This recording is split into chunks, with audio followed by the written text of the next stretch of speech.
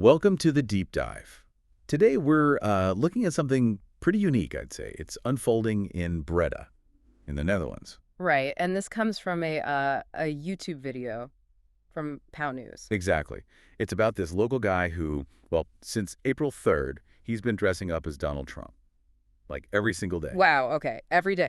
And our main source is actually the interview with him. Yeah, the transcript. So we get, a pretty direct line into why he's doing it, how people are reacting, all that stuff. That's useful, a direct perspective. Totally. So our mission today really is to unpack this. Why? Why is he doing this? How are the locals and the police dealing with it? And what does maybe tell us about public expression today, individual choices and how communities react? Exactly. Okay, so let's get into it. This guy in Breda, people are calling him the Bredese Donald Trump. He even calls himself Trump the Second. Trump the second. Okay, and the police are overwhelmed. That sounds serious. Yeah, reportedly overwhelmed with calls, which, straight away it makes you think, what's he actually doing? Is he causing trouble or because the transcript mentions he started April 3rd. So when they interviewed him, he'd been at it for, what, 6 weeks or so? How about that? Yeah. Yeah. 6 weeks, every day. That's dedication. Serious dedication. Yeah, And he plans to keep going? that's what he says. Mm-hmm. As long as the real Donald Trump is president. Mm-hmm. He says he's a huge fan, uses some Dutch phrases, Mm-hmm. net gek de hele gozen, basically saying he's mad about him, a massive fan. Okay, so he's genuinely enthusiastic. It's not just like a joke for a day or two. Doesn't seem like it. Though, it's interesting, you hear someone else briefly in the video saying something else entirely. Oh, yeah. What's that? Well, let's park that for a sec. Yeah. First, his own reasons. What does he say is motivating this whole thing? Right, the why. He mentions wanting to make people think and inspire them to act on their own ideas, create what did he call it? A countersound. A countersound? That's a bit vague, isn't it? What does that actually mean in practice? Dressing as Trump? Good question. Maybe it's just about being different, shaking things up. It's not totally clear how the costume equals countersound. Yeah, it could be anything from satire to just being a really visible, unexpected thing in the street. Definitely unconventional political engagement, if that's what it is. He also wonders what the actual Trump would think. He kind of hopes Trump might be surprised, but then he immediately says, well, Trump probably only cares about himself anyway. Okay. So there's a bit of realism there, too. He's not expecting a call from the White House, then. Probably not. Mm. He also makes this quick comment about anarchistic leadership, saying it's not achievable in big countries. That seems a bit out of left field. How does that connect? I know, right?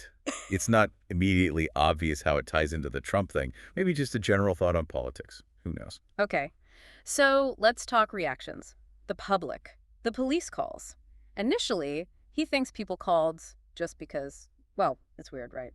Seeing Trump walking around Breda. Understandable confusion, definitely. Yeah. Who is this guy? What's happening? But he reckons it's changed now. He thinks the calls are more about trying to stop him, people actively disliking it and wanting him gone.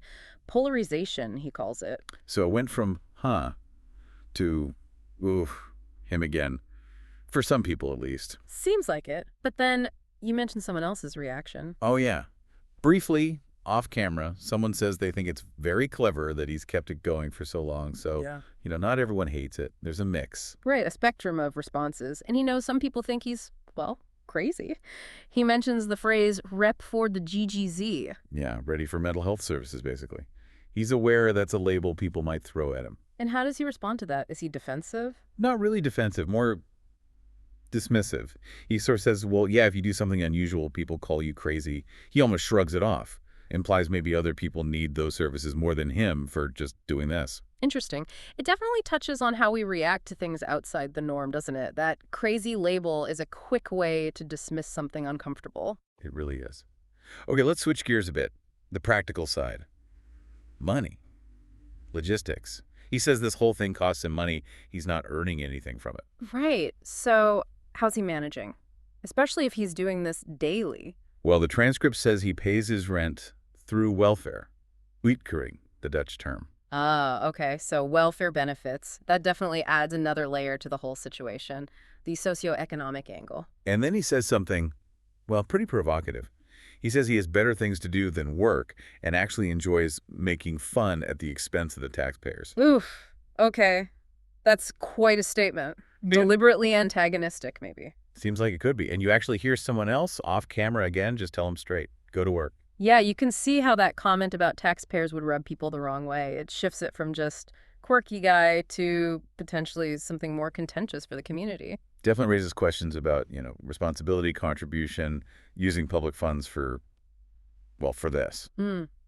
So what about the police? They're overwhelmed with calls, but are they actually doing anything? Well, the Pound News reporter mentions that police spokespeople basically give them the runaround. Almost always. No time to comment. Hmm. Silence could mean they're busy, could mean they don't want to amplify it, or maybe there's just nothing they can do legally. Could be any of those. The man himself, Trump II, he seems genuinely confused why people keep calling the police.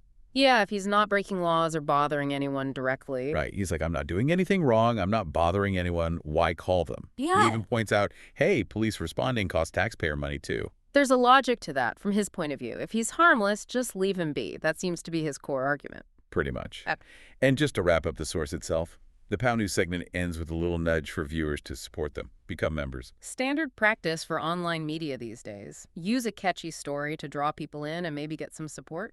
It shapes how the story's framed, too. Absolutely. So summing this all up, we've got this one guy in Breda committed to his daily Trump persona.